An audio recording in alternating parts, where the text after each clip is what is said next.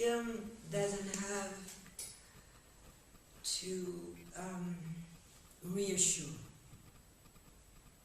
It's not necessary.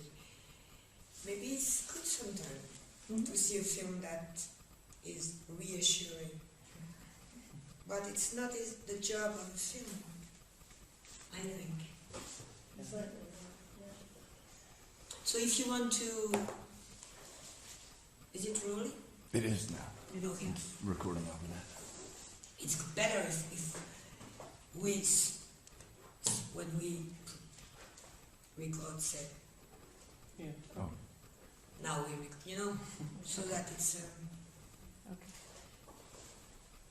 so that I know and I agree with that, you know. Yeah. Okay.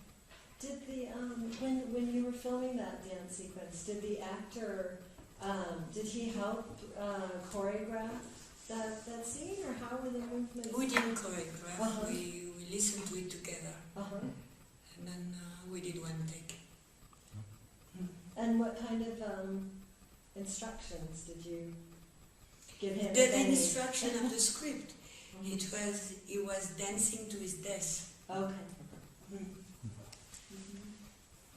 Actually, he's the kind of actor I like to work with because he used to work with Leo Scarrax's film, and he's the kind of actor that is not asking psychological reason to do things. He's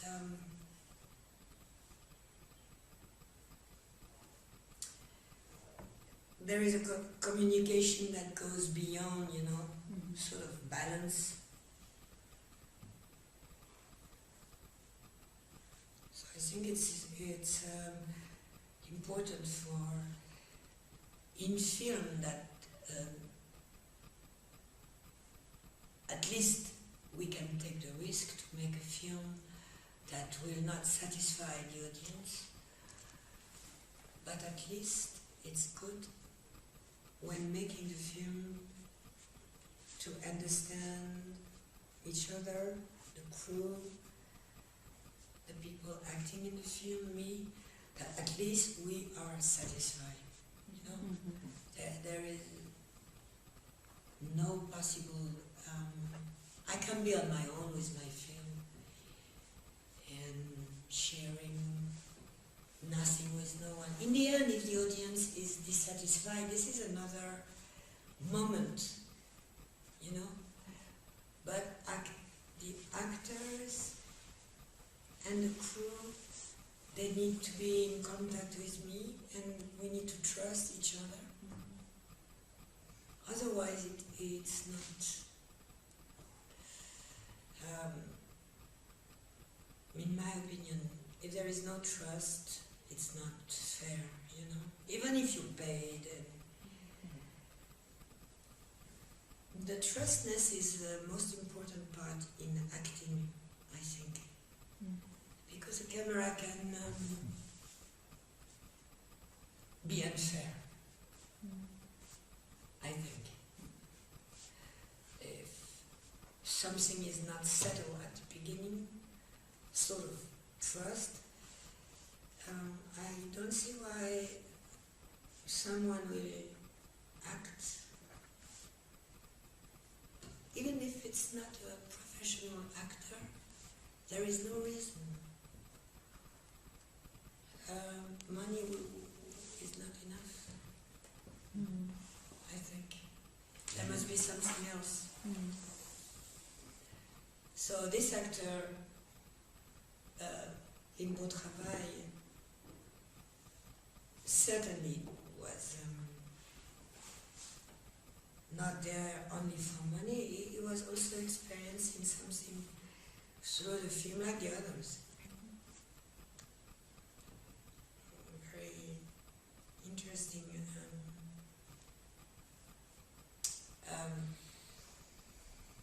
moment of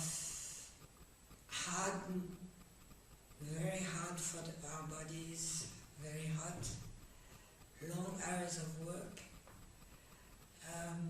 huge physical effort, also for us, the crew, and I'm sorry, this thing keep on calling me for... On Sunday, I don't like it. It's the Swiss company, you know, it's sending me... Oh, okay. Roaming. I think it's very important, that trust. Is there something you do early in your films with your actors to build trust, or is it just comes? I feel if they don't trust me, I can see it already, immediately. And it's no need to force. And me, I know also if I won't trust someone. So I think it's no good to... It's too fragile, you know. It's too fragile. The script takes a year, sometimes more, to be written, you know. So if in the end, in 6 weeks or 7 or 8 weeks or 3 weeks, for Travail was 4 weeks, the only thing you share is a contract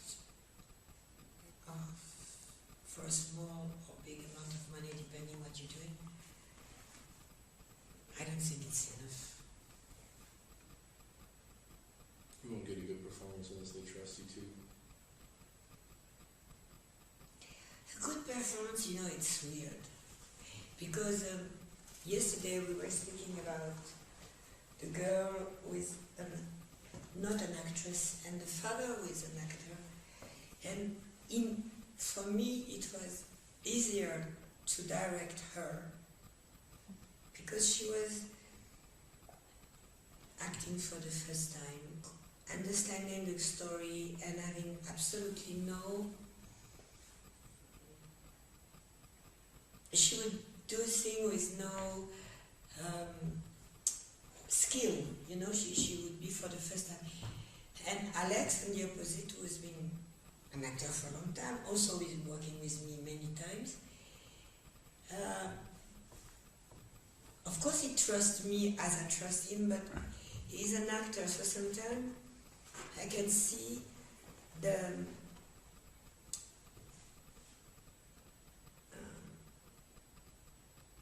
his work. Mm-hmm. I can see something, mm-hmm. And I can say, no, I don't want to see that, you know. Mm-hmm. It's maybe not awkward, but it's like you see the work in process and no, it's no good.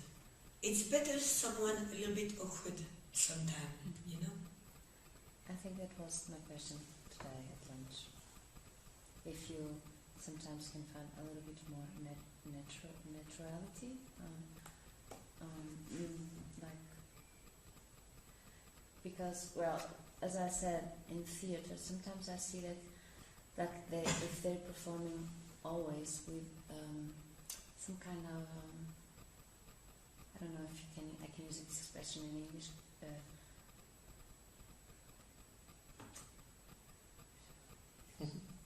In Portuguese? Vício. Vício is something that you, when you train a lot of times, then you have some, like, you do it in the same way. Yeah. Like visceral? No, Habit? not Like the visceral. mechanics or even like the Habit. counts of doing it You all the mean? time. You mean habit? Habit, perhaps, habit. Then you get some kind of habits. You do it always in the same way. Some things, even if it's speaking. Well, I have a little. Well, when I go to the theater, I'm a little bit tired because they speak in a theatrical way. You know what I mean? And sometimes I just want them to speak, not to speak the text in a theatrical way, but just to say it, like a normal people. And I think that's sometimes it's difficult to get. So I don't know if it's in cinema it's the same way. I don't know. In cinema it's the same.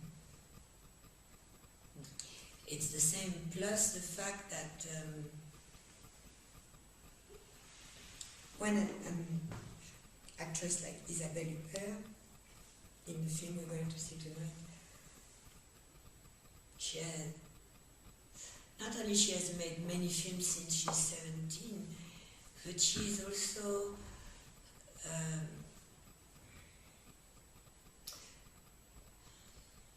she has a tendency to, I don't know, to be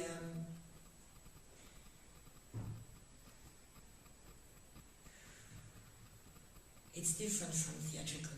She is so wild in a way that knowing she can do things that nobody else would do, she would reveal a sort of, she would give so much difficulty for her partner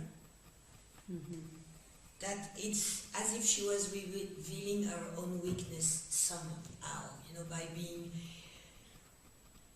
so much her, you know, so much in power of her incredible, it's not talent, she's not talented, Isabelle.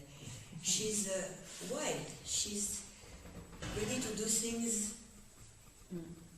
even sometimes to speak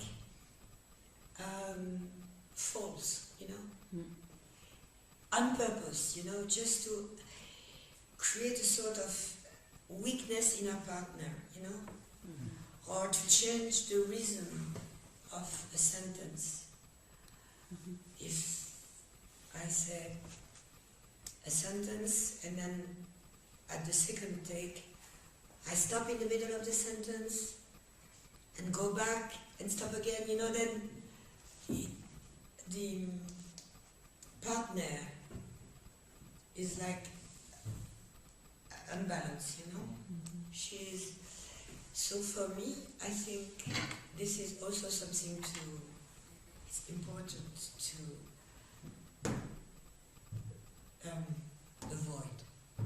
When you see the film, you will see I have to stop that mannerism. It's a mannerism in a way. It's a sort of highly sophisticated way to be oneself.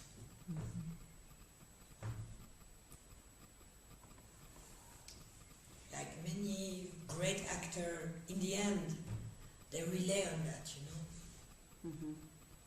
Me, what I am. And it's good not to use it too much. Because even the audience recognize a certain again. Imposing herself? No, recognizing Again, okay. This, I recognize that tone, I recognize Isabelle Bert, yeah. this, but not only with Isabelle Bert, you see many actors, you can recognize Yes. something, you know, from them, you know, that little smile or that,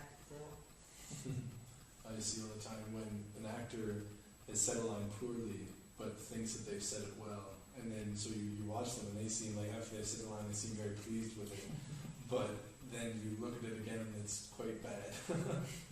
Because they don't know. But actors, they are allowed to say, I don't like the line, you know, and it's not impolite. I mean, it's something interesting when an actor says, I'm sorry, I tried, but this line, I don't feel like, you know, that's something that is interesting. It's better than try without, because sometimes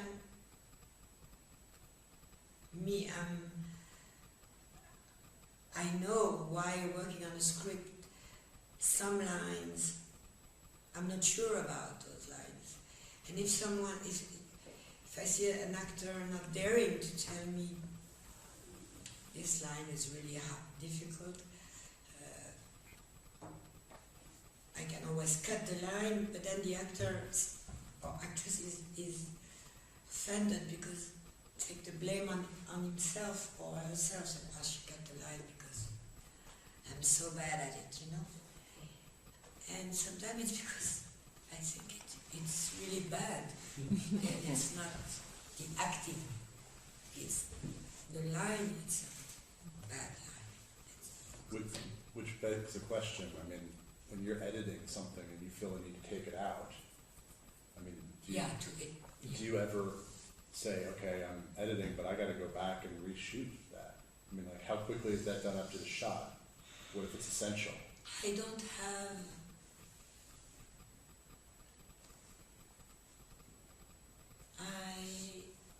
two things. I don't have the economic means to do things like that. Or else I have to pre-organize the budget of the film and say, I would like 2 days of reshoot in the budget, so could you please? But then it means I will have less day of shooting or less day of editing. So I take for granted that when I end up shooting, it's done. To reshoot, I never could afford it. And I'm sort of happy with it, because once I had to reshoot, and it was paid by the insurance, because the negative in the plane coming back from South Korea was X-rayed. And 3 days of shooting in South Korea were so burned down that even when we tried to digitalize the ghost image on the negative, we could not use. The flash was too big. Yeah. And so the insurance paid, and I had to go back to South Korea and to reshoot. So the first day I reshoot the first scene, and I felt so, everything felt tepid for me, like no taste, you know, like I was always disappointed.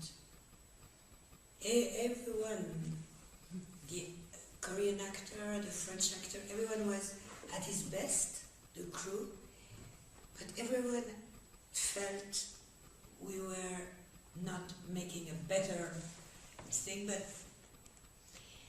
I felt terribly bad in the evening, and the next day I told the crew that I was going to change completely. Instead of redoing, I was doing for the 2 other scenes different approach, completely different. Yeah. The surprise was when I came back in the editing room, the scene I reshoot exactly similarly was in fact good. That's good. But the feeling during the shooting was horrible. Didn't feel real while you were reshooting it. I felt terribly weakened. Yeah. And in fact it was,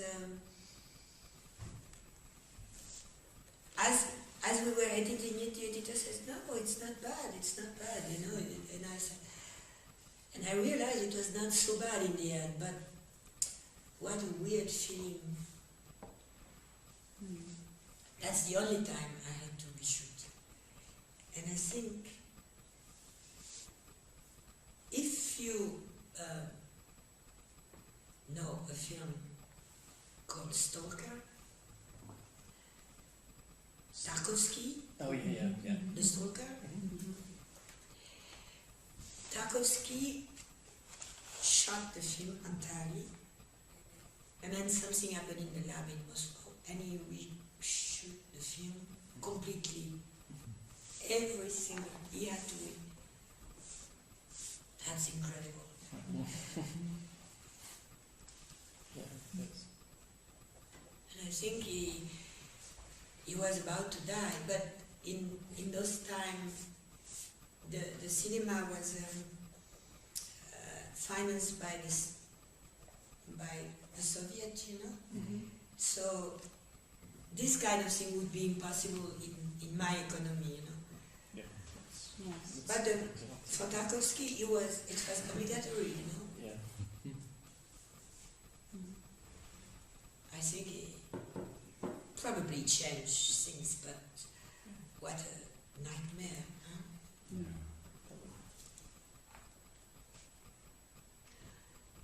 I'm sure some people wish to redo it, things, but some people don't. And when you don't have the money,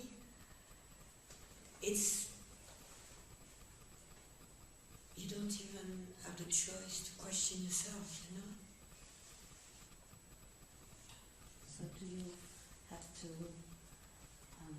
idealize or picture quite well what you want to do? How do you want to shoot it? Before, yeah. Mm. As Yeah. it's the minimum, I think, for making film, unless it's my own private economy and it's my own camera and me. But the minimum when you have people working with you and a budget is to be not certain, but to be prepared, even if you change your mind. I change my mind, but I am prepared. Okay. Okay? It's not like even storyboarding is not, you can still change your mind even if you're storyboarding, you know? I do it only when I need, but not always. Okay.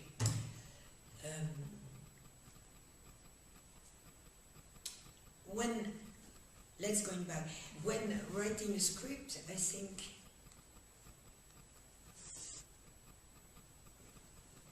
it's important to understand that if you do your own writing, even with collaborators, you choose words, you build a sentence, you sort of establish a continuity, and therefore a sort of pre-visualization of the film is like automatically in process. There is no, the process of preparing the film starts with the first sentence, in a way. Now it's different if someone says, this is a script, are you interested? And you read it, and to feel if you're really interested in the story, the way it is written, it's two different things. Because I can be interested in that story, but the way it is written, long time ago someone proposed me, Fox proposed me Boys Don't Cry. It's a real story.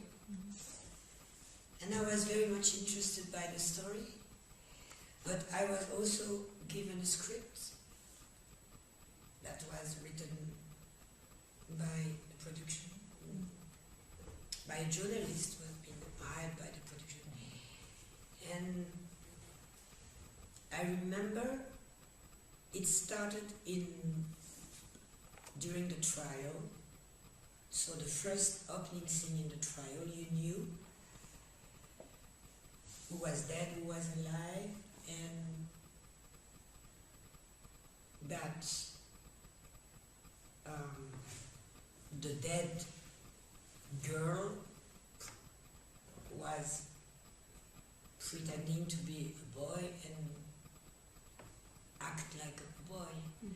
And for me, as I had read also the real story in the New Yorker, because they also sent me the real story, I've read it in the chronological order, which is a girl trying, suddenly leaving home at 14 and getting into an unknown place, clandestinely, into a boy, into a masculine figure. So the clandestinity was her femininity. And it works. And as I was reading the real story, I was amazed what she did. Because nobody knew in that little town she was a girl. And that her fiancé, that girl, apparently even said she had sex with her, you know. So it's so weird, as if a sort of blindness or the unsaid suddenly exists. And I thought, by having the script in that order, it was, of course, maybe clear for the audience right at the beginning. It was leaving absolutely no doubt for the audience. But for me, it was killing a little bit of my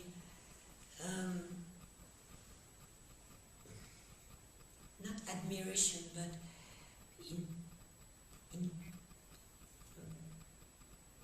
I think that girl did something wild, you know. She transformed herself completely and convinced a lot of persons she was a boy. And by starting by the end, the transformation was a void too. The audience was immediately knowing in what direction the audience knew exactly what was the purpose of the film. The conviction was not asked for, you know. So you're starting with the butterfly. It's already... The Cronenberg film, huh? Madame Butterfly? No, you mean just that you start with the butterfly rather than starting with the... Yeah, because there is a Cronenberg film called Madame Butterfly, with also the story of a man falling in love with a man, and because that man is an opera singer in Beijing, and female part, the man was convinced himself, but it's strange that he was a she, but it's a sort of... But the Cronenberg film was great because it goes, the audience was invited to share the hypnosis, you know, or what was unspoken.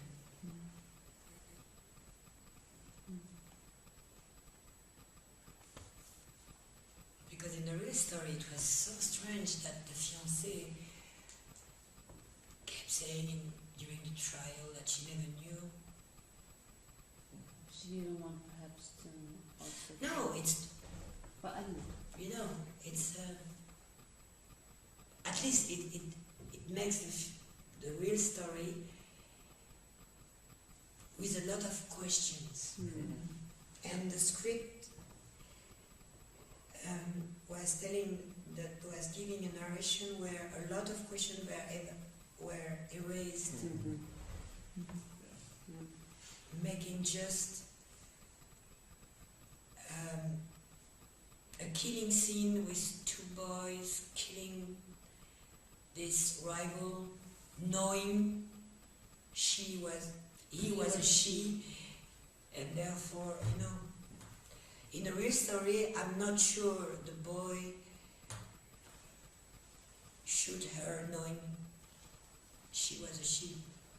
There is a sort of...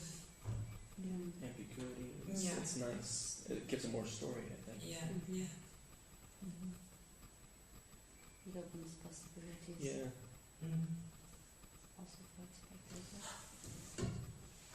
Did you want us to... Someone said before we break for lunch, something about circus. Yeah, we spoke about that But yesterday. you said after circus is gone, or Oh no, I don't know. I didn't see it today. No, I just said I don't think they have animals. No, I said to you that we spoke yesterday that also circus could have. Well, I thought about clandestinity related to circus, and I also thought that the circus could be interesting to. there is a famous Well, I remember this American film, very famous when I was a child, with this huge circus and this Charlton Heston is the clown in the circus. Yeah. And we slowly discover as the film goes on and the circus is traveling that in fact he's a doctor, not a clown, hiding in that circus because he is accused to have killed his wife. Okay. And he's hiding in the circus as a clown. But at the very end of the film, no, it's strange. The circus is traveling by train through the States. I suddenly remember now. Yeah, that's funny. So it means that a huge train with the acrobats, the people working, and also the animals in their cage. And this huge train is crossing the state, and there is a railway accident, huge, and the train goes off tracks. And the animal Get loose. yeah, and I think the woman on the trapeze is dying, and he, as a doctor, he has to Save her. Try to show he's a doctor and he can handle some stuff. Then when the police arrive, they ask him why he knows so well, and then his real identity is, and he's arrested at the end. But he's arrested, of course, in the context of a huge Hollywood film, after having been so heroic, you know, that. And of course it is understandable that he has not killed his wife in a vicious crime, but by accident, because she had a cancer and he wanted to relieve her pain and something like that, you know. I don't remember every detail, but it's a very huge avant-garde is in the film. Charlton is a huge thing. It's a sort of. I feel like I've seen it, but I can't remember the details. I think I must It's have called seen The it. Greatest Circus. The title is Yeah. huge, and it's strange because suddenly it's and as a child I remember this clown is terribly striking because he's a great clown, but normally for a child, a clown, when he takes off his makeup, is not so good looking, or he's a funny looking. And it's Charlton Heston, it's such a great young, you know, so. And suddenly there is a mystery there. Why a sad and elegant, charming, young, heroic man is a clown, you know? Already it's, I don't know, I was maybe 6 when I saw this film.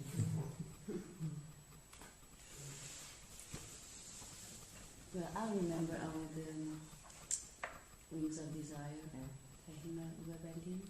But I saw this film a long time ago, so I remember some pictures that I just remember the circus coming here, and then I don't know why. Clandestinity also there. What I felt while I was working on the film is that the circus was almost a motif.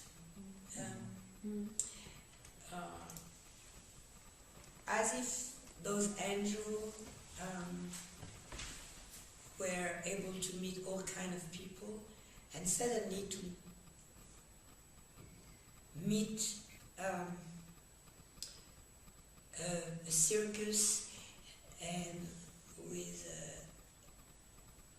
a trapezist looking like an angel was a sort of a metaphoric thing already in something very in a film that is already very metaphoric. And me, as I was working on the film, I was not completely happy with the circus thing at that time. I remember. I thought if it had been asked, I would not have taken the risk to have a circus there, as opposed as this American film, who is typical Hollywood movie, but where the circus was also a real piece of like a lab. You take a drop of my blood and you have everything of me, you know, my DNA. But I think the circus was also like a micro society representing the United States. You had human people and animals, happy people and unhappy people. This guy hiding from the police, and people getting old and not being able to find other jobs, you know. All this, it was more social in a way, you know. Also white and black people, Mexican. Although it was made in the 50s, I think it contains something more of the American society than a metaphor, I think. But I have not seen Wings of Desire for a long time, so maybe I would not say that if I was watching the film today. Maybe I would adore it, I don't know. At that time, while I was working on the set, I was a little bit against the circus, sort of. As a symbol of something, you know, that I was not too interested in. For me, it was like a world apart of that world that was Berlin at the time. It was like a metaphor of a kind of, as this guy also was like a kind of an angel. The people in the circus also had like a kind of a parallel. I don't hear you so well. They had like a kind of a parallel life. I don't know, like a way out. Yeah. But as I said, I don't know. No, but I think for me, a circus today is almost a poetic figure, you know, because if I would think to be a circus in the 17th century in Europe, or I mean, you were really, if you died, you would die on the border. I mean, you will not be buried in a cemetery. I mean, it's even worse than being an actor, you know. Circus were really people banned from the society. So, kind of like gypsies. Yeah, they were gypsies. Yeah. So I think by the time I was in Berlin with the wall still on, I was a little bit not completely convinced that the parallel life of a circus was expressing something interesting for me at that time. Okay. Because Berlin was still split in two, you know. Makes sense. That it's not, I don't want to criticize the film, you know, I just mean a parallel community. For when we speak of clandestinity, it's like people having a parallel life to your life. When you say sometimes people ask you for money in the subway, you don't know your ticket or whatever, you know. So, I think the world is so well provided with people having not a real life, that, to use a poetic figure, I Didn't got the purpose for that at that moment. Didn't.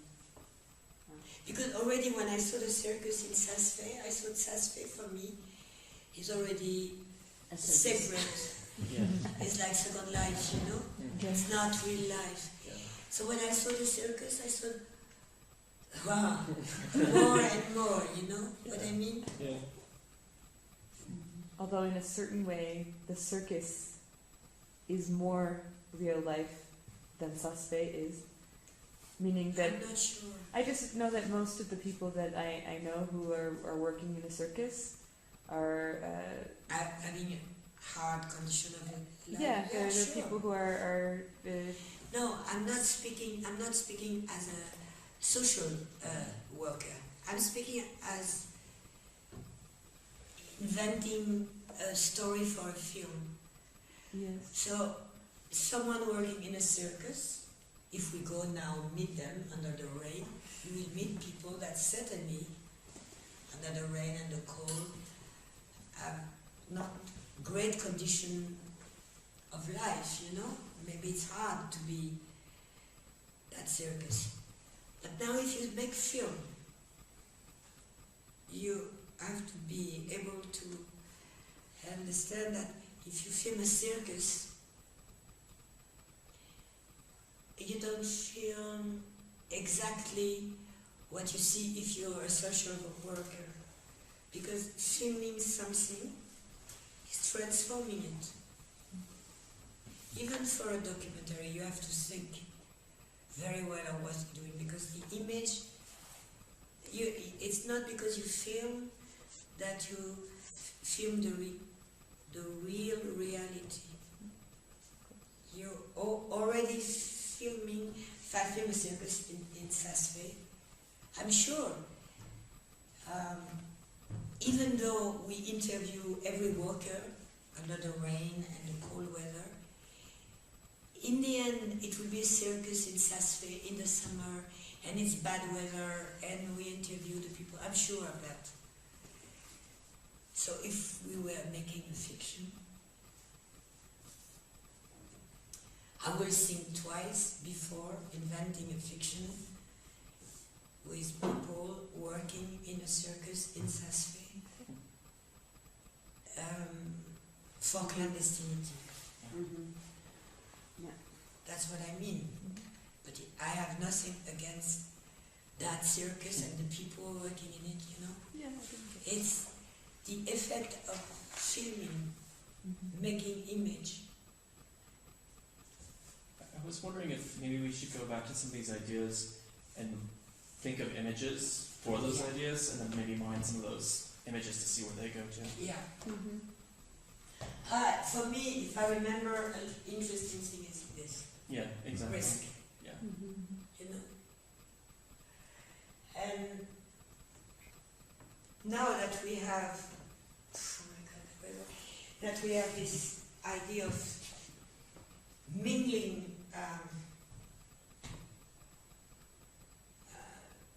a theme of clandestinity, fragility, but in a movement. Let's take the train, for instance, and someone who watch or is watching, but anyway, it's someone that is lonely, and only we have to decide if the loneliness is the result of clandestinity and hiding, or the loneliness is because it's a sort of, is someone find out something is wrong, or is what is there on purpose to, Or it's just lonely. or it's just lonely, yes, or it's just lonely. But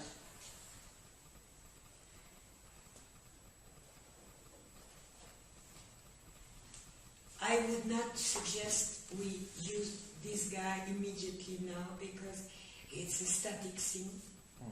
Yes, not. And I think we have been decided this morning to be moving. Yeah. Static This inside. guy is,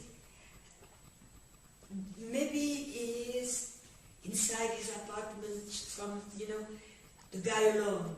Mm-hmm. But it's probably not the guy waiting for the ship or waiting for a train to pass by. No, it's not fun. I think we have maybe it's someone who is wants to jump from the train before the border, or to stop the train, creating a false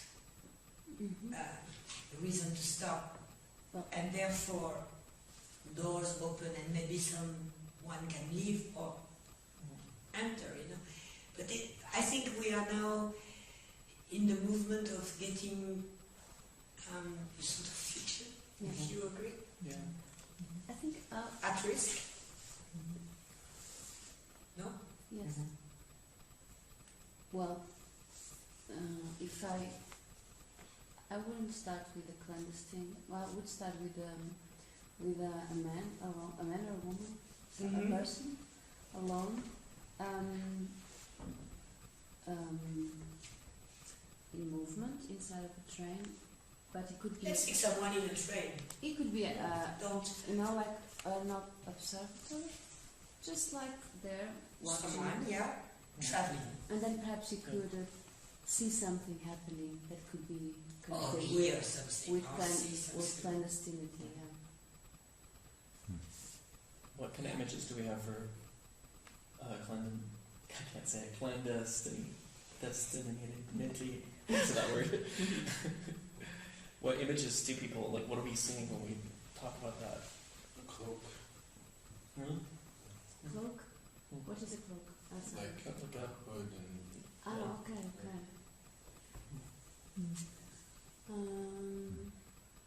For me, cloak feels kind of archaic, and it doesn't feel contemporary. It's like old. That's why I like it. Okay. What else? Like, Maybe the person notices somebody in a cloak, and that's why. it's out of place. Yeah. That's too much. Yeah. For Yeah. me. Too obvious. Yeah, I think so too. I think it would be just somebody entering. I like kind of this idea that you brought up earlier, Jared, that when you're traveling, that even if you have a ticket, that you just Pretend. pretend that they've already seen you. Yeah. So somehow that it is someone noticing that subtlety of behavior, Yeah.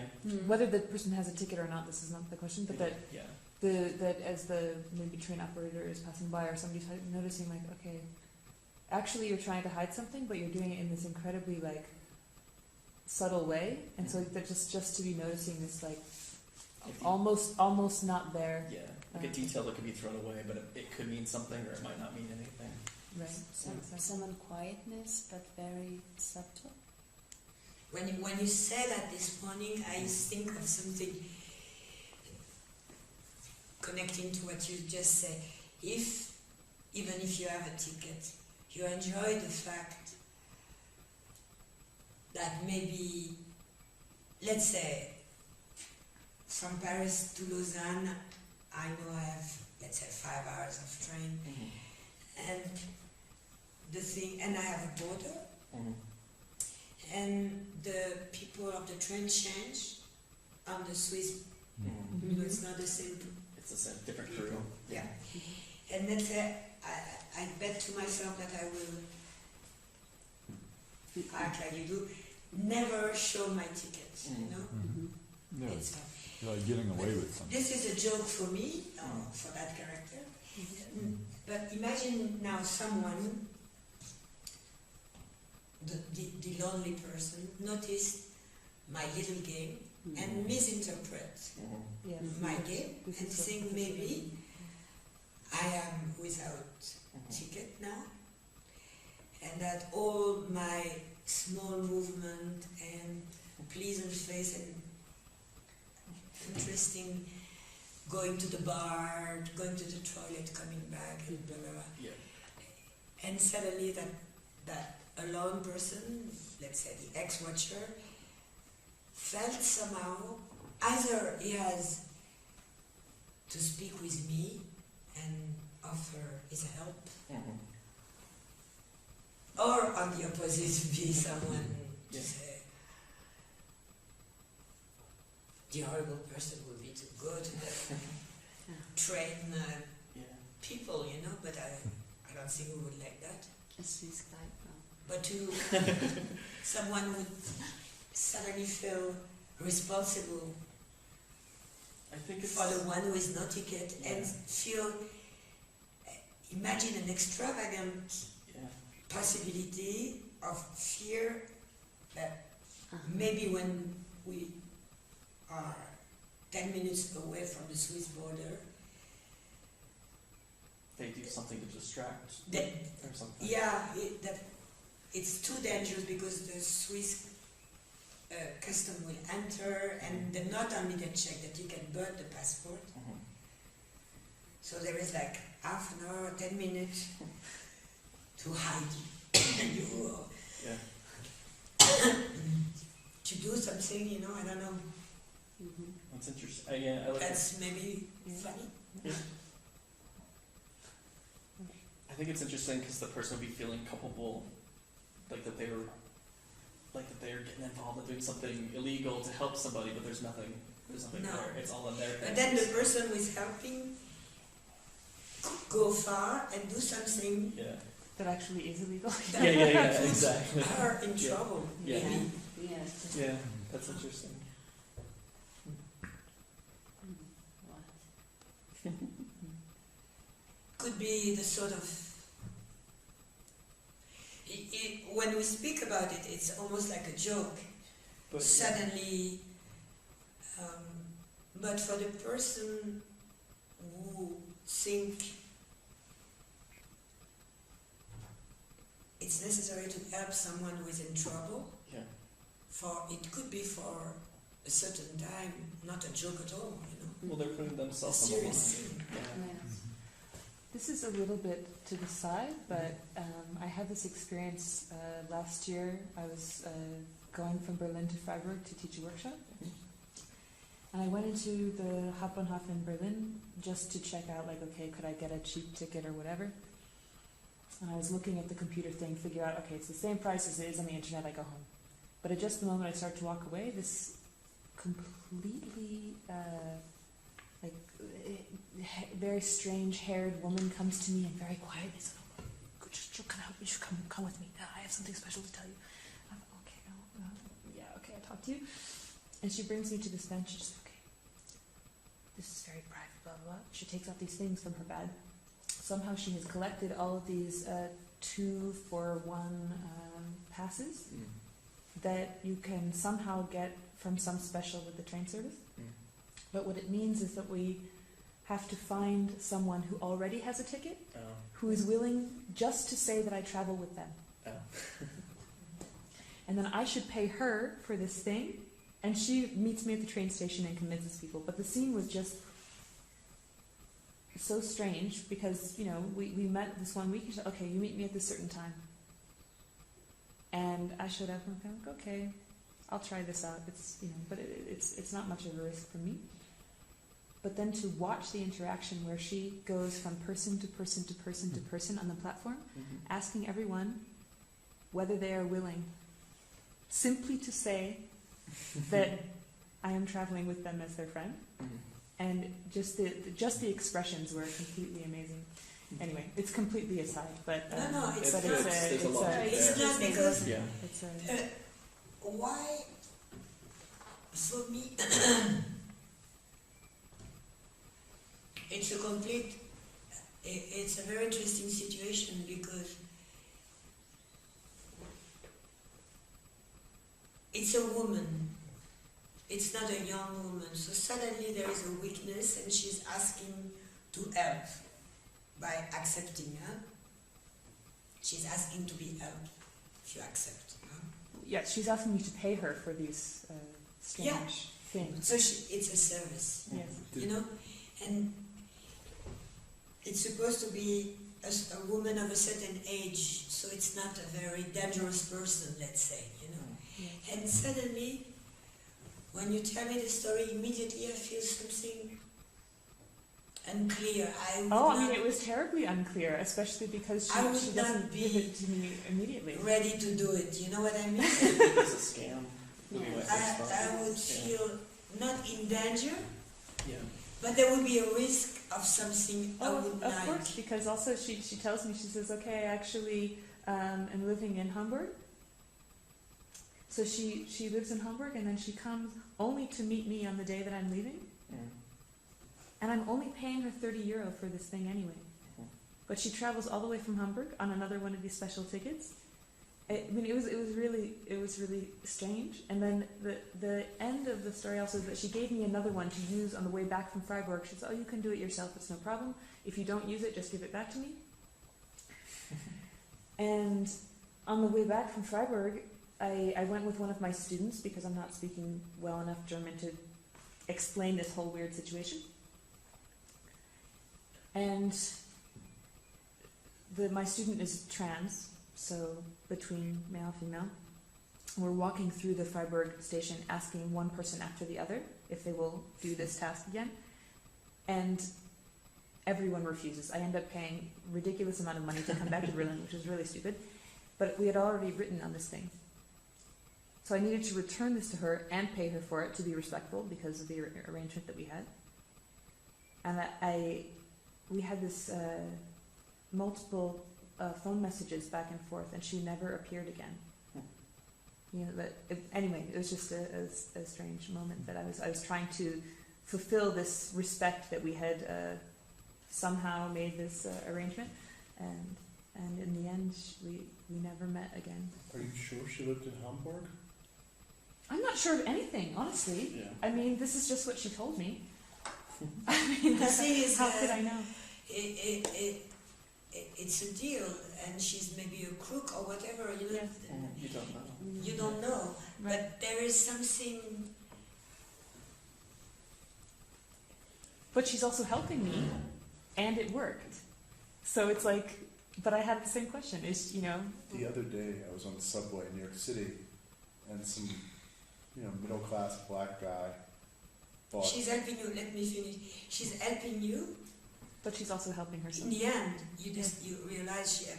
But it could have been a trap of something. Of course. Yeah, A exactly. Of snare, course. you know. Right, which So, was, of course, my hesitation Imagine along the now something is behind that.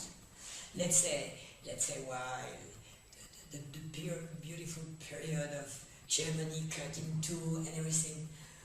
This is really like the John le Carré story starting, and she's a spy from. Well, it's like an echo of the beginning of someone pretending he has no ticket and betting with himself he can fool train people and customs and and escape all control, and being taken by someone like a person in clandestinity needed a help, as we mentioned. Now when you tell me that story, it's the kind of story I can experience in Paris, even though the system of ticket is not the same, but I can easily imagine nobody would want to buy the ticket. But now imagine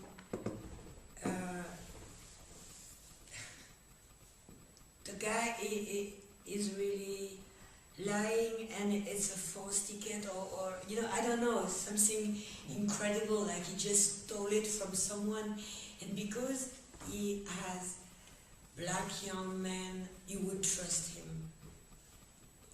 because you don't want to have prejudice, and somehow No. he cheat on you, Yeah. so the story come back. We're playing the story now. I understand, but Reality. like, I mean, it's interesting that it's.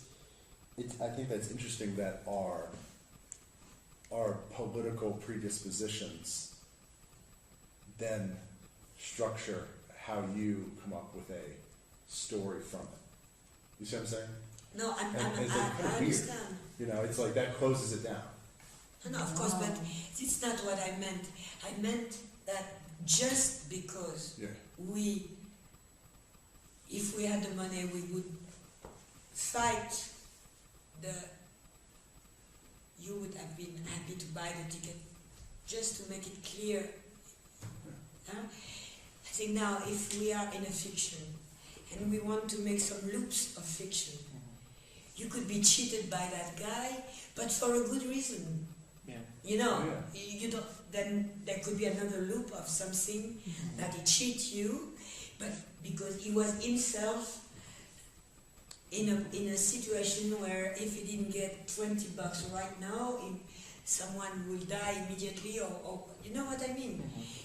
That's what I mean as we build a sort of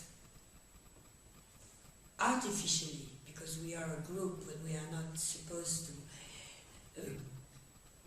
Nobody hires us to finish a script in 6 months. But if we were in the process of writing a script, we now have something to start with, and it seems to me that because of, at the beginning we were in the gaze of someone, and now we are in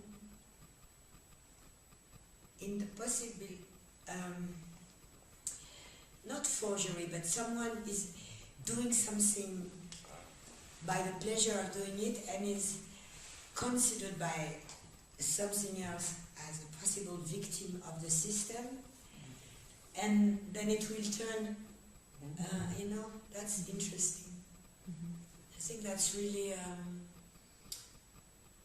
and the train is moving, and, Well, I mean, there's the obvious connection that possibly the guy who's trying to sell a ticket, or the woman tries to sell it to the guy who doesn't need one because he's trying to get away Yeah. with, Oh, yeah. you know, just this weird inversion. One guy's trying to double his ticket and somebody's trying to get rid of his extra. And you know, it's essentially the sale, the transaction is trust. If it happens, it's proposing trust, and then your person is taking advantage of trust.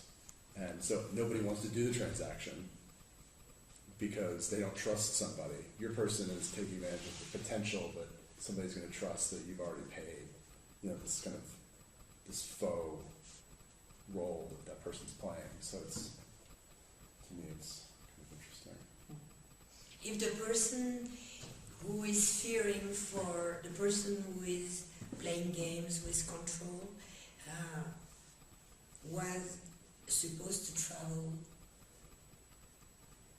with girlfriend or boyfriend or friend or whatever, and has bought 2 tickets. Oh, so you said we're combining the two, yeah. The person who's supposed to travel with that person is not showing up and does not answer the phone, like in a very rude way, or maybe disappear, who knows. Then this guy, let's say it's a guy or a woman, the lonely person has 2 tickets. And fearing that this other person is in danger because having no ticket, secretly offer him a ticket. But on the ticket there is a name. And imagine if the person who is not showing up at the station is not just rude, but something happened. I don't know. I was trying to make loop. Yeah, Did you see what I mean? Yeah. Well, but I mean, in a simple one, it's that the name on the ticket and the name on the passport do not match. I mean, I'm just imagining like that if the person who has the 2 tickets. Let's say this person, I show you, has bet to himself is not going to show his ticket and his passport. Yeah. So someone is giving, and it's like, and you cannot say no, you know what I mean? Suddenly you have this ticket with a fake name, and suddenly, I don't know. Right? Or even the person, we'll call it Jared now. Jared. Poor Jared. Jared leaves to go to the bathroom to hide or whatever as part of this game. Yeah. And instead of actually giving the ticket directly to you, I have this extra ticket and I place it, you know how they put it in the above the thing above. So that the guy comes and says, oh, okay, this is where so-and-so is sitting. But then comes again looking for the passport and you are not the right person, which means you're traveling with the wrong ticket. The person, I've done something I think is very good, but in the end you can get taken off the train. I mean, it's a little bit complicated, but... Yeah, no, it's not complicated. You have to figure out how the logic flowed, but yeah, there's something there. I just mean that I intend to do something good for you. And it actually So secretly I put it there so that I don't actually implicate myself. Yeah. Very mystic. But when he But then when you have to show your passport, then the ticket's wrong. Except for you'd have your ticket though. Yeah, but if you're playing, I don't know. I mean, if you're playing this, yeah, no. or you have two tickets, and why do you have two tickets? Or where's this other person who's disappeared? I don't know. So, when you do this situation, which presumably you do when you come up with a script. Let's say this is not the way it starts for me normally. Like this is now 40 hours of not. 2 days ago I'd never met you, and now we are trying to see if there is a beginning of a story. Me, if I was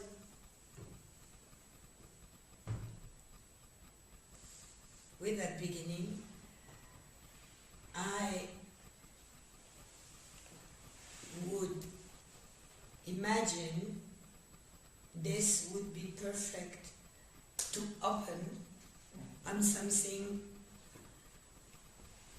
very wide, because this is like a little joke that could be bitter in the end and maybe not as funny as it started, but still it should open to something we say risk our life that goes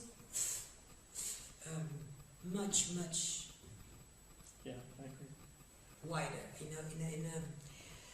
because I think we say a few times risking life, train hopper, things like that. So this risk, it's not that risking his life is already the project. I don't know why. I have the feeling we could not end up with only a joke. Yeah. No, I don't think we do. I mean, what the question that I have in my mind when we end up with these two tickets and why this person doesn't show up is why this person doesn't show up, and how that the person who has not shown up, so that's how their activities then affect you. Yeah. Yeah. So the other if you person take this almost ticket. becomes the real story in a way. It opens up and it's a bigger story and it's their story. Well, this is more of a device that kind of weaves through and connects. That's how does that make sense? Or? Yeah. Or the lonely person. The lonely person is like pissed at their lover for not showing up. Pissed if it's a lover, or pissed if it's a collaborator, but in the end, we'll be obliged to find out where is the person But they who still never have show to up. go to where they're going right now. Yeah. Like they have to get there, and they can't wait, but they're just worried all the time.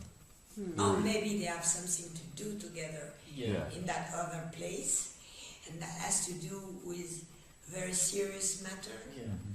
of money or family thing, something that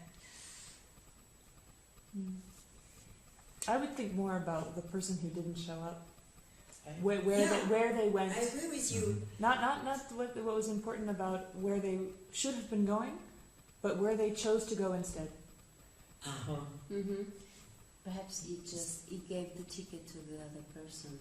It was a kind of revenge to the person that didn't Yes, show up. that's what I was meaning. For me, Imagine like you were waiting for your boyfriend or girlfriend, somebody to go with you somewhere, and it suddenly doesn't show up, and then you're totally pissed off, and then you see that guy or girl there, and perhaps even try to engage with it.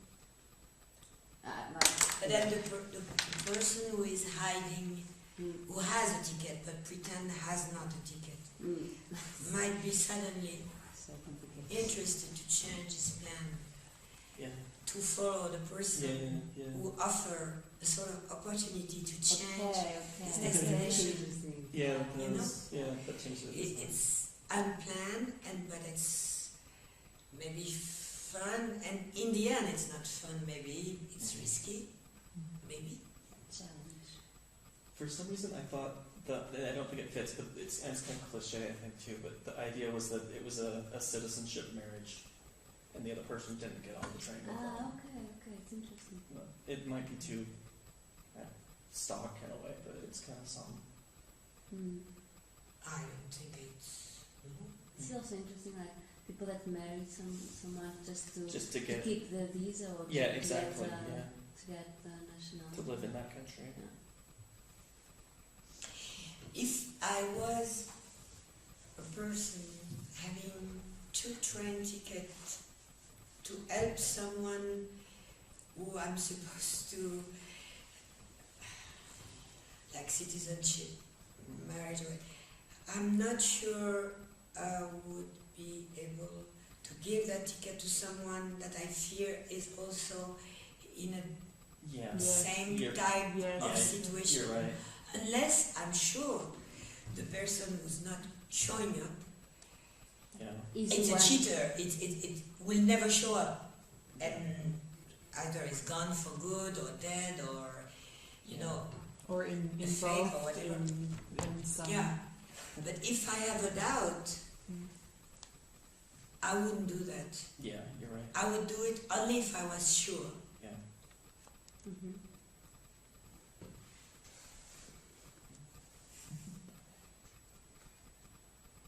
Or if you're impulsive and you know nothing, meaning that if the person who doesn't show up has kept it so perfectly secret, whatever it is that causes them to leave, that you give the ticket away more simply. Yeah. But when you And it might cause have something someone that is through a fake wedding or whatever, you engage yourself in a way, Yeah, I have not attached to the You fake haven't bought wedding, into so that. I haven't bought into the fake wedding yet. So I might. But no, but I mean, understand. it's a responsibility you Yes. take for someone Yes, Yeah. of course. Yes. to help that person, so I don't think you jingle with tickets so easily, even if someone seems in a difficult situation. Yeah, you're already on your own path in your head too much to the other. You thing will that worry so much for Yeah. the person who will not show up that maybe.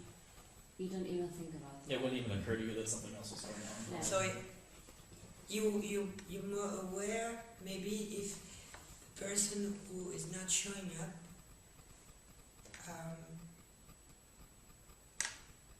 does not seem to be in danger, and you think she didn't show up because he didn't wake up or change his mind, that does not answer the phone suddenly, Right. something that not in suggests immediately that person is in great danger. Yeah.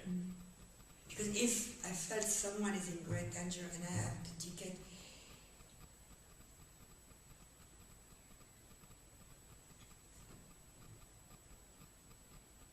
maybe I will get down at the first station and go back, I don't know. Yeah. I'm not sure I will end up traveling. Maybe I'm speaking about this is psychological equipment for the story. We're not obliged to use it, of course, but it's true that in a way it's important to build a character with material we are sure of. Well, then that makes me ask, like, at this stage, since the mechanics and the larger implications of these initial actions are still unclear. I mean, when you're proceeding at this level, do you block out essentially movement, or do you start doing some dialogue? What's the best way to proceed on working it all out? It seems like dialogue's a little too far ahead, but it's no. Sometimes a scene show up, a scene starts full of dialogues, and it's only the dialogue that starts, And that's why when I say sometimes in a train you don't see someone, but you hear the conversation, and only the sound of the conversation is so, and you can hear the word, as opposing to a plane. And sometimes you're almost involved in the conversation because it's so clear, you can hear every word, and you don't want to hear all that, and you hear it, So suddenly you're in the middle of something you have not chosen. So this is a possible opening, that the narration is through words at the beginning. A lot of words, like dialogue, and a person suddenly involved in something that person was not expecting. Can I tell you something? My trip from Geneva airport to Greece. Well, I got in these trains that we all got in, and then I was trying to read some things some readings that we had to do, and I didn't, so that I had it on my computer and I was trying to read it. But then I noticed that there was like two Portuguese guys sitting like two or three seats distant from me. Well, it didn't begin with. First, the guy who was sitting in front of me was always on his cell phone, always. And I understood because it was, I don't know, either German or French. I understood, so I couldn't read. Then I moved my things to read them. But then these old Portuguese guys, because we have a lot of Portuguese immigrants, so, and they was talking about, oh, my car, my Mercedes, and so on, and the other, and then I couldn't also concentrate. So then I picked my again, and I would like some far away, some seats, and then also a couple with a kid, also Portuguese. So then I quit my readings, but I didn't have, and then just, people, they started stepping out of the train in each station. But it was funny. It remembered me when you talk about like being alone, but listening to a lot of different conversations, even if you don't want to listen to them. And all this. So to finish answering to you, I would say that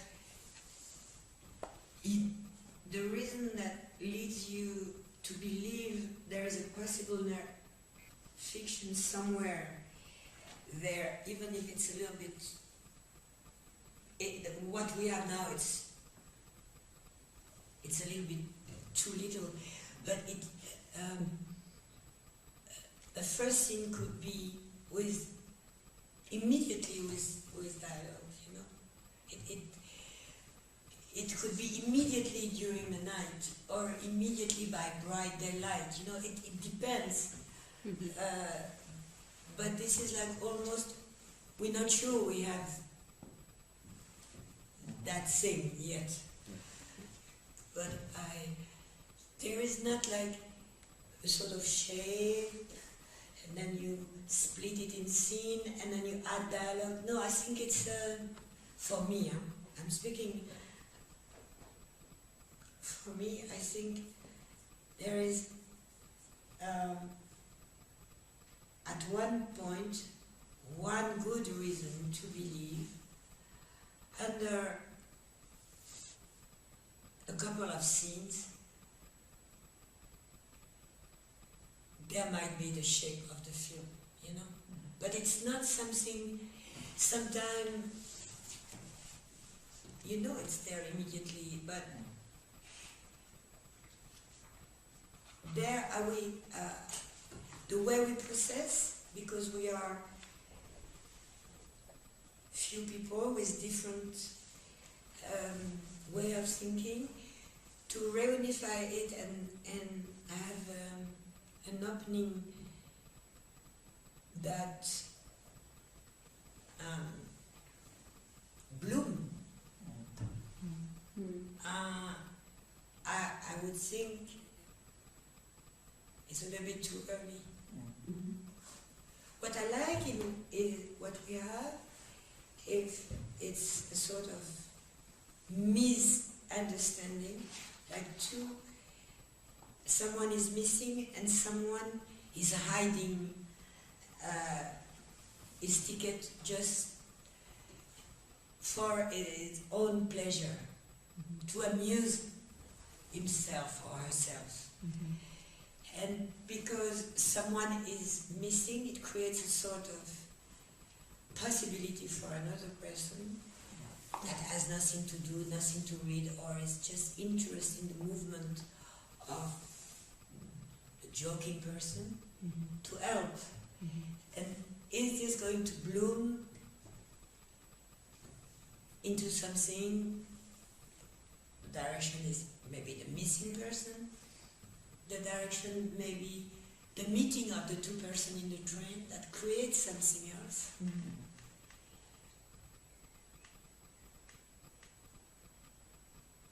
Yeah, there has to be a transformation somewhere in it. It would either be between the two people meeting, or it would be between the other person having their.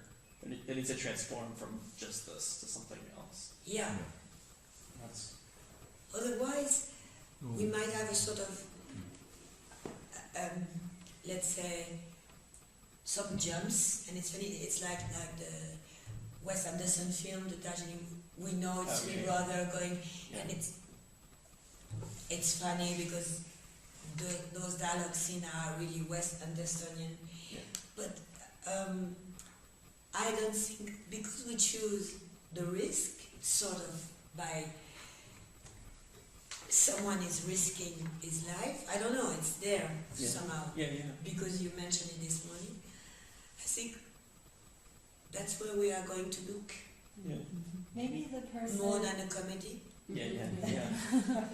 Yeah, the stakes just are high enough. Maybe the person who didn't get on the train, maybe the one who got on the train, who has the extra ticket, sort of challenged or invited that other person to join them. Maybe they didn't even know each other that well, or maybe they did, but it was a sort of a challenge. Will you come with me or won't you? Maybe that possibility of them not. Maybe it was a proposal out of thin air or something, and the other person, had this choice to follow something. Maybe they didn't know each other well, or, it was some sort of turning point that they were aware of. And it was sort of a challenge, will you come or will you not? And then it turned out they didn't. So I don't know, maybe this person is looking for something, or they're trying to find someone who's willing to go with them. I don't know. Or it could be like an ultimate. No, you know. When you say I don't know, of course it's a way to be humble with your proposal, but it's an interesting proposal. And also, there is a variation, like imagine, let's be completely free with fiction, and let's imagine the person who has 2 tickets and is offering to help the person who doesn't need a ticket but pretend having no ticket, has killed the missing person. It's also a possibility if we are working in a completely different style of real fiction movie, Yeah, it's funny because as soon as you said this about the challenge, I'm thinking about all of these. Everyone from the States knows Craigslist, yes? anyway, this is this online list thing that is kind of based on this idea of trust among people. People rent.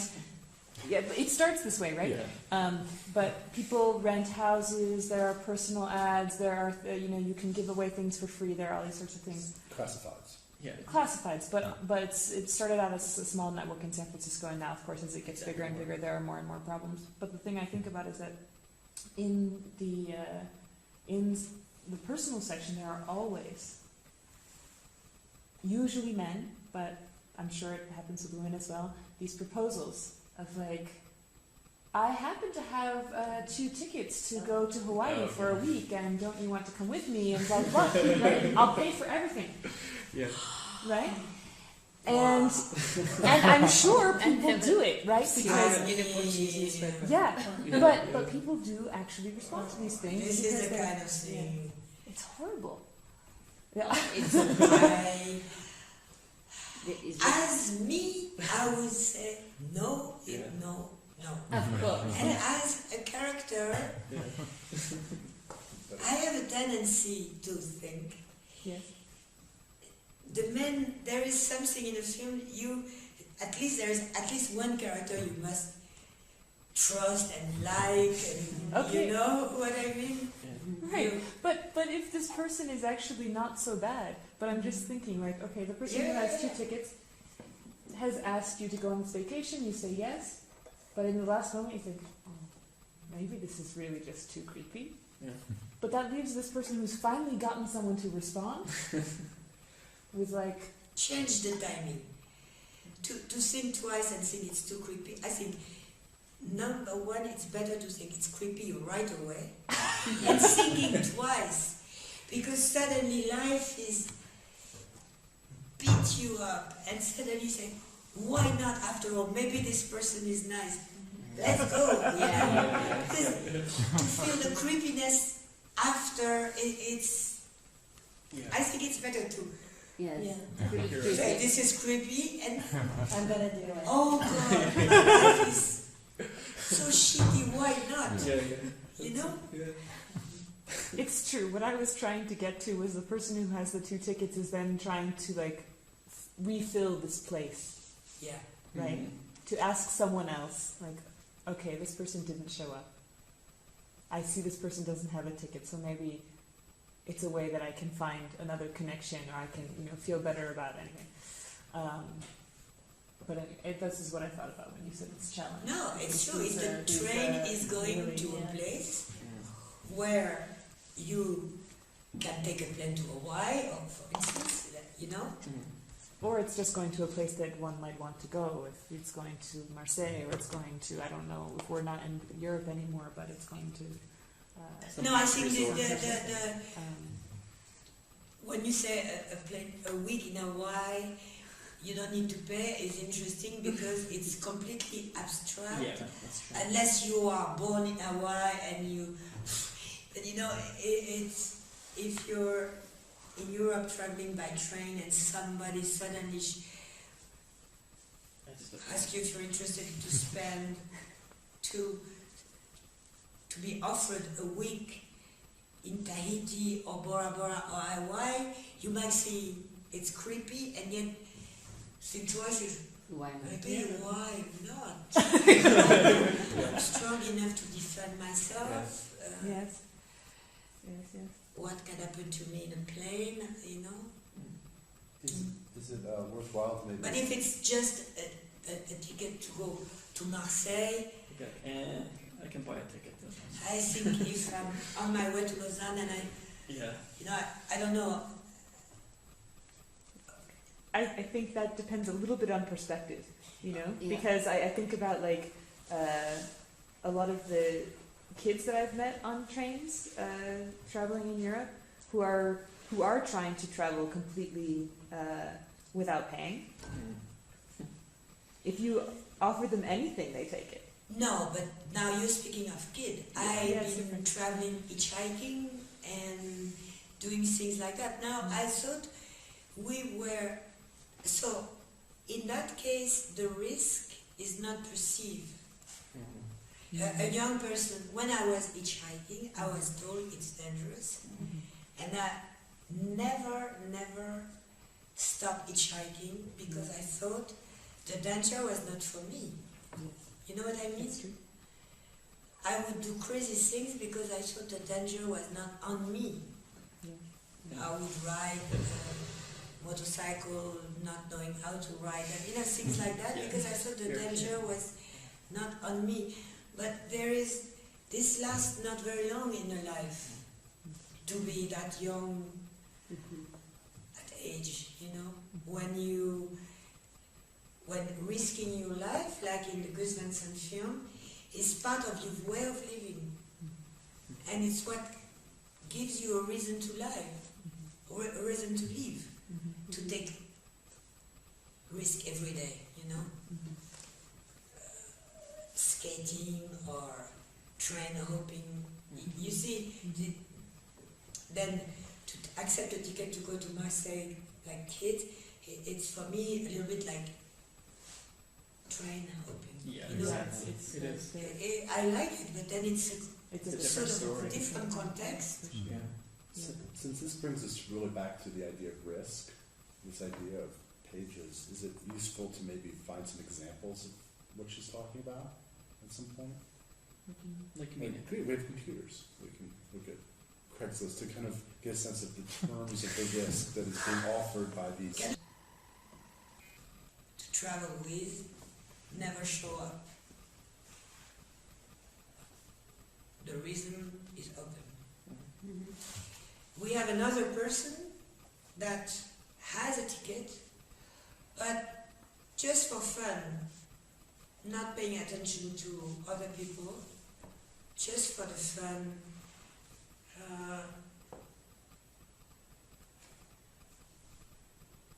as a sort of gambling with control system and try to go through the complete trip without being checked. And the lonely person might notice the movement of the person who is pretending having no ticket, who is trying to avoid checking, and would deduce that this person is with no ticket, maybe no passport, need a hand, need to be helped for some reason, open reason.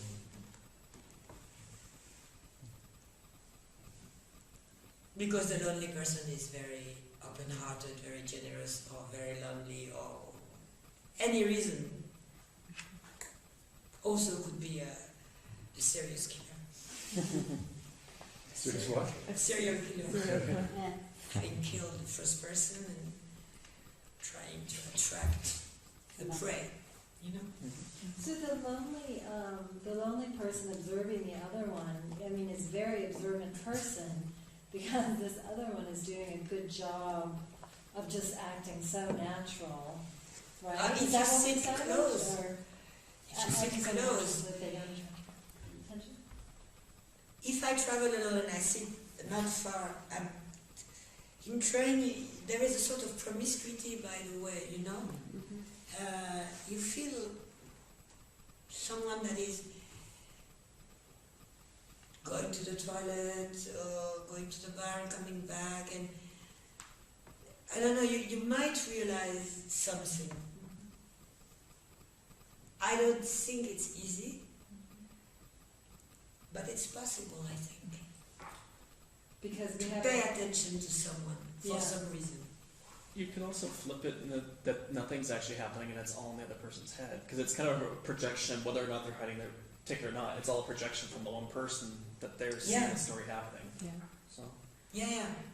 the person who is hiding a ticket is almost irrelevant in the situation. It might be a projection of the other person. what they Yeah, think. yeah. Well, and it's one thing that has come up so much recently that we are asked to watch, and this is maybe more so in the States because we're more paranoid, but we are asked to watch other people. We're asked to participate in the control. You know, that if someone leaves their bag in the airport, you should immediately report it. If you, you know, there are all these crazy posters on all the trains in San Francisco of like, watch out, and it's like a picture of someone kind of looking, you know, at the next person, you know, that you should be participating in the control. To the survey, participating to the survey. Surveillance.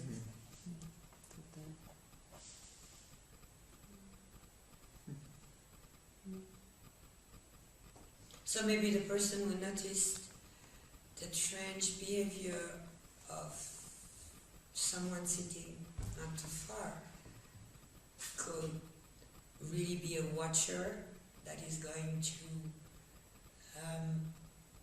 warn people that someone is having a strange behavior. That's the opposite. It's not offering a ticket, but... Yeah. Or it's this circular thing that you were talking about, that if I'm the watcher and I see that maybe David is being a little bit suspicious, that I both have this desire to warn, but at the same time, in my like trying to be politically appropriate, then maybe I decide to help him instead, because I have this guilt about participating in this, you know, so it's like this turning and turning, you know. Maybe the arc of the movie is your moral and ethical shift. Growth. No, I think in that case,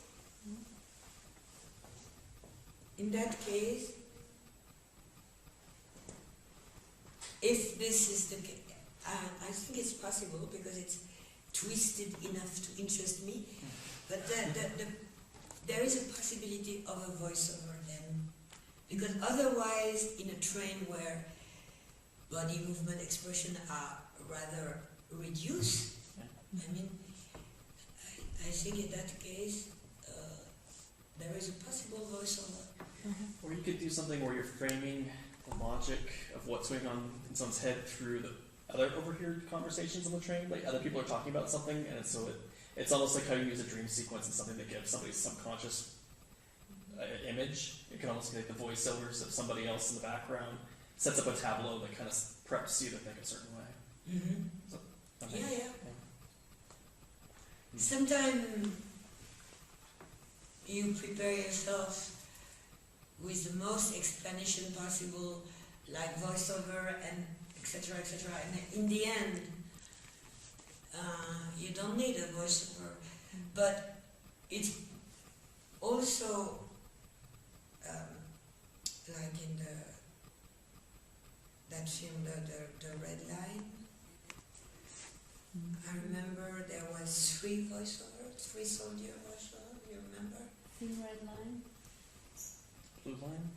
That's the Blue Line? Okay. This war film made by Terrence Malick, Yeah. Is it the Thin Red Line? The Red Line, I know what you're talking about, and I can't. I don't know it. So. with Sean Penn. And Yeah. It's a war movie.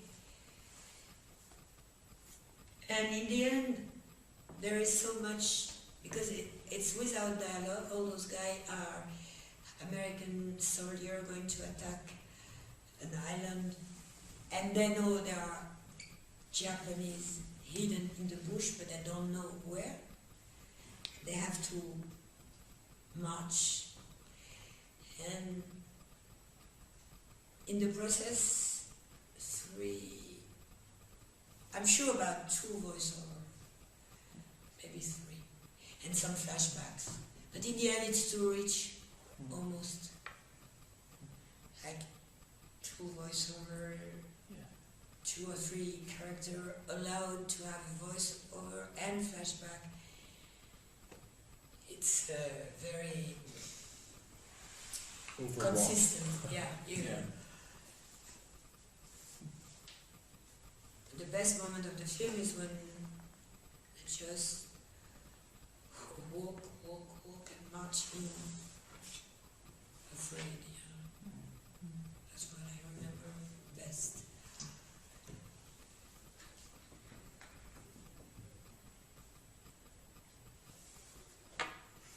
it's an interesting question, the voiceover, because sometimes the lonely person, when we start with this Pessoa poem, it was in the first person. I think it's the first thing I told you. Alone and I. Je. I am. It means already, if it's told in the first person, it's a different subjectivity you share with the audience, and you might well need a voiceover. Yeah. Why not? It's not a bad compromise. Often it's bad, but it's not always bad. Sometimes it's good.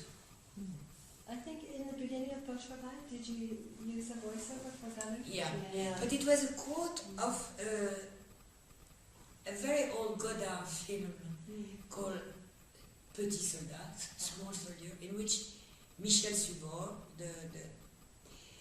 was a young man who was hiding clandestine in Switzerland because he didn't want to go to Algeria to fight, and he escaped the French army. And here in Switzerland is hired two groups, because the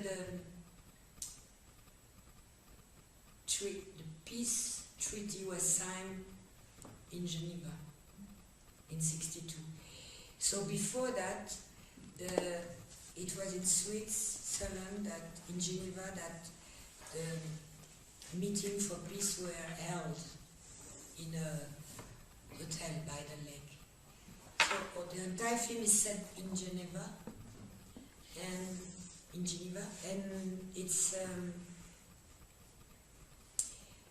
two groups, the FLN, the group that is for Free Algeria, and OAS, the group that is for French Algeria, are fighting there, like as terrorists.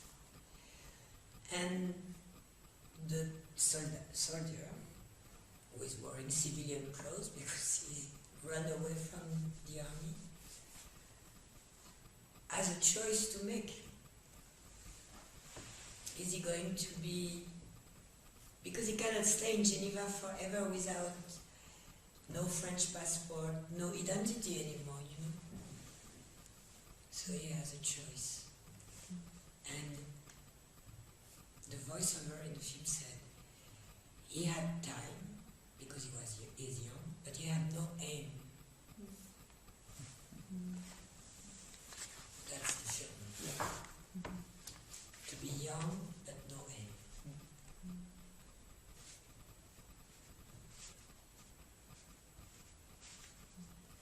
So that's why when I did Beau, Travail, I used the voiceover using almost the same word.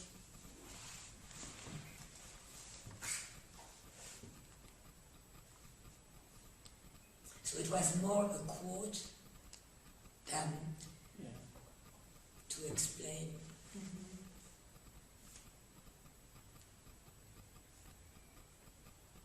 Can I ask you something? So, it's loosely a reworking of, is it Billy Budd? Or whatever or is that something people put on? Yeah, it is. Very loosely, but it's not, it's something I was interested in, I don't know if you know the libretto of the opera Billy Budd by Benjamin Britten. I've heard about it, but the text of the opera is written by, not by Melville, but by the English writer Foster.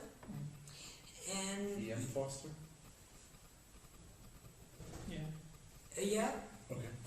the guy who wrote The Road to India and Room with a View. Yeah. Okay. Yeah. And he was a friend with Benjamin Britten, and he wrote Le Livret, how do you say that? The word of the opera? The book? The libretto. The what? The score? No, not the score. The The score libretto. is Benjamin Britten. The Libretto. libretto, that's so my accent's so bad you don't hear me saying libretto. The libretto. And interesting that let's say in Billy Budd, I don't like Billy Budd myself. I like Claggart, the master of the harm, the guy who accused Billy Budd to cheat by jealousy, because he is jealous of the attention the captain is paying to the young sailor.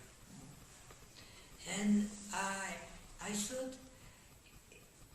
this Claggart was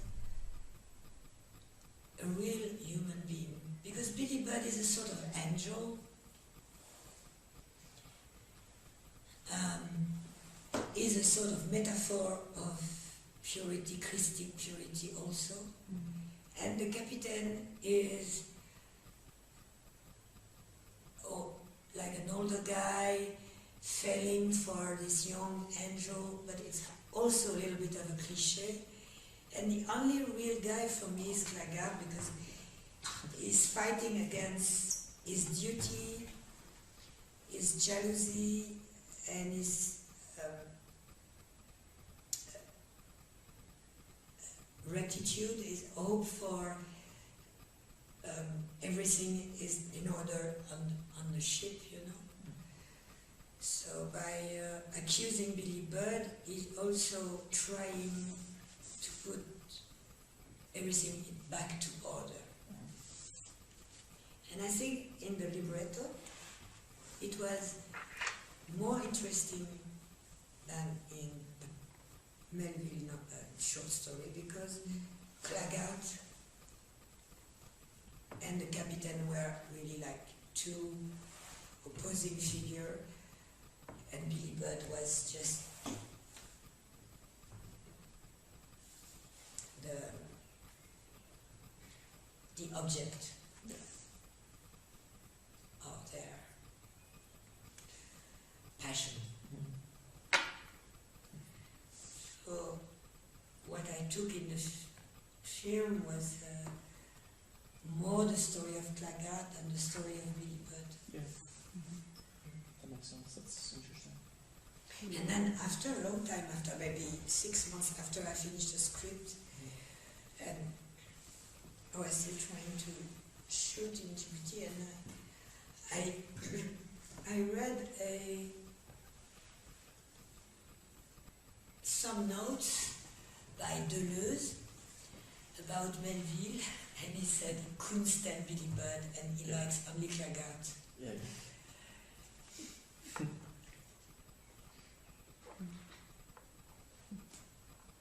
agree completely. Yeah.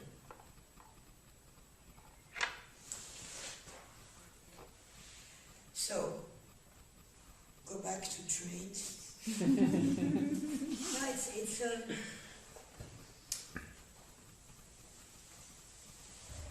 I was, feel free to use this little piece we have, like you want, and tomorrow we can try to figure out, still together, not separately, Yeah. where we can get to at the end of the day. Yeah. Yeah, I think Let's say we had 3 weeks, it would be nice to work along 2 days, but Yeah. 3 days, I think it's better to make it different. I agree. Yeah. I think that's right. Yeah. But I think it's nice to, if everybody has time tonight to do something, but I think it gives us possibilities for all of these different stories. Just, don't have a, Yeah, you can sleep, I mean, No, of course. I don't have to show up with a script, you know. It's more than 20 pages. Crumbling in the morning. No,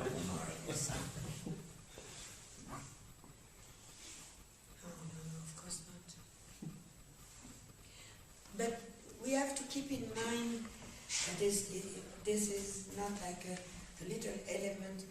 It's an element that should lead us or be the ending, or somewhere, the missing piece of something that contains a risk and not a joke. Yeah, exactly. Yeah. Even if it looks like a joke, there's one thing I think we should keep is the risk. In the 2 days we have been spending together, I think when you mentioned that this morning, and I think it was a common feeling we had. Yes.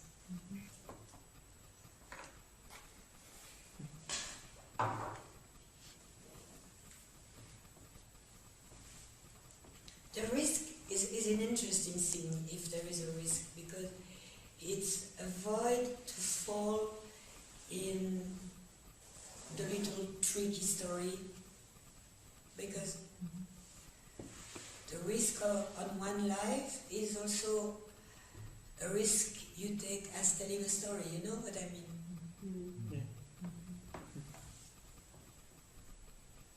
Which is maybe what I said in Stranger on a Train. Hitchcock film is a little bit theatrical because it's a little tricky mechanic thing, and the risk of there are deaths, there are 3 corpses, I think, in the end of the film, but the risk of losing his life is less important than the elegant mechanic of the thing, you know. This is why it's a little bit theatrical. I think it's more interesting to take the risk for granted. I would say. You might not follow that advice, but I think time has changed, and I think it's film today could not afford to be only a little tricky machine. I don't think so. You see what I mean?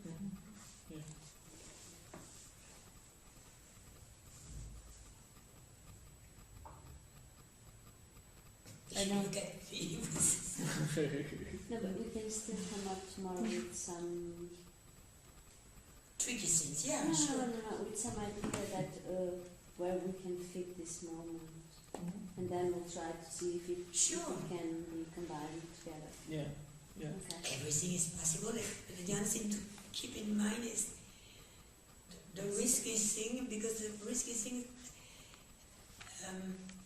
creates a sort of mark in the story. You know, it's not just. People say, "Do you need? Are you needing a little story?" You know, and I always hate that because there is sort of process that you start and already you know it's a scarf or a pullover or a hat, you know, and sometimes you start and you change and you find out you can go somewhere else, you know. It's not just knitting, it's